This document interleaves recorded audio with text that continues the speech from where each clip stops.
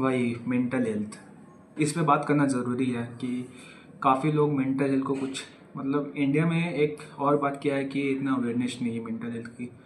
तो अभी थोड़े बहुत अवेयरनेस आ भी रही है, तो क्या आ रही है भाई कि मेंटल हेल्थ अगर आपको थोड़ा डिस्टर्ब है तो आप थेरेपी ले लो, जाकर साइकोलॉजिस्ट के पास चले जाओ।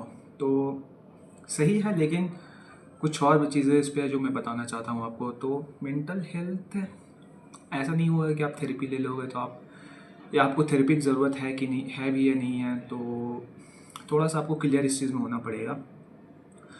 सो मेंटल हेल्थ ऐसा नहीं कुछ हो सकता है कि आप थेरेपी ले लो या फिर आप मेडिसिन का लो तो कुछ थोड़ा बहुत आपको इम्प्रूवमेंट आ जाएगा। नहीं, बिल्कुल नहीं। हो सकता है हर, लेकिन हर लोग के लिए नहीं हो सकता है। कुछ चीज़ें हैं जिस पर और बात किया जा सकता है, जैसे कि अगर आप माइंडफुलनेस हो, अगर आप है और आप मेडिटेशन कर रहे हो, तो मतलब इससे काफ़ी ज़्यादा इम्प्रूवमेंट आपके लाइफ में हो सकती है। समझ रहे हो? आपकी मेंटल हेल्थ आपकी थोड़ी बहुत सही हो सकती है अगर आप ये चीज़ कर रहे हो तो। बात ये है कि इस चीज़ को कैसे अपनी लाइफ में इम्प्रूव मतलब लाया जाए या इम्प्लीमेंट किया जाए। तो मैं कुछ पॉइंट्स बताने वाला हूँ जो आप ध्यान से सुनो। माइंडफुलनेस को अगर आप इम्प्लीमेंट करना चाहते हो तो आपको क्या करना है कि आप पास्ट के और फ्यूचर के बारे में सोचना छोड़ दो, मतलब रियल टाइम पे सोचना छोड़ दो।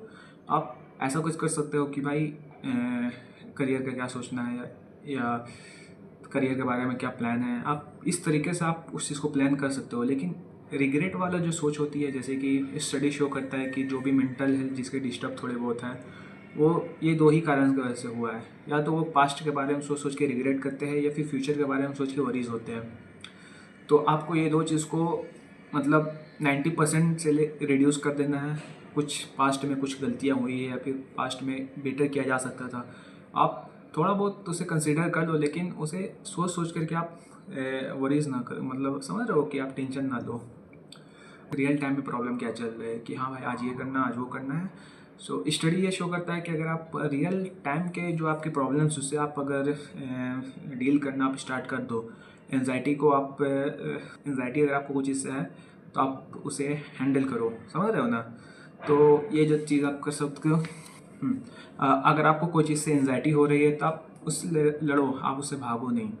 आप अगर किसी चीज़ में बेटर नहीं हो तो उसमें बेटर बनो, उसे प्रैक्टिस करो, उसमें आप रिहर्सल करो, प्रैक्टिस करो। अगर आपको स्टेज फेयर है तो स्टेज में जा कर के आप स्पीच दो।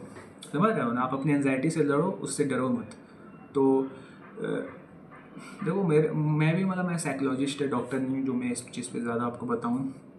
आप थोड़े बहुत आर्टिकल पढ़ सकते हो उसके बारे में। लेकिन क्या है ना, इंडिया में काफ़ी लोग रॉन्ग इन्फॉर्मेशन से ज़्यादा ये है कि कुछ ही रील देख ली या फिर कहीं से कुछ सुन लिए तो कुछ भी मतलब हाँ ऐसा वैसा करने लग जाते हैं। तो आप थोड़े बहुत एजुकेट हो, आर्टिकल्स वगैरह पढ़ो, साइंटिफिक रिसर्च जो पेपर्स आती है वो पढ़ा करो, तो आपको थोड़े ज़्यादा रियल साइंटिफिक प्रूवन नॉलेज जो होती है वो आपको मिलेगी।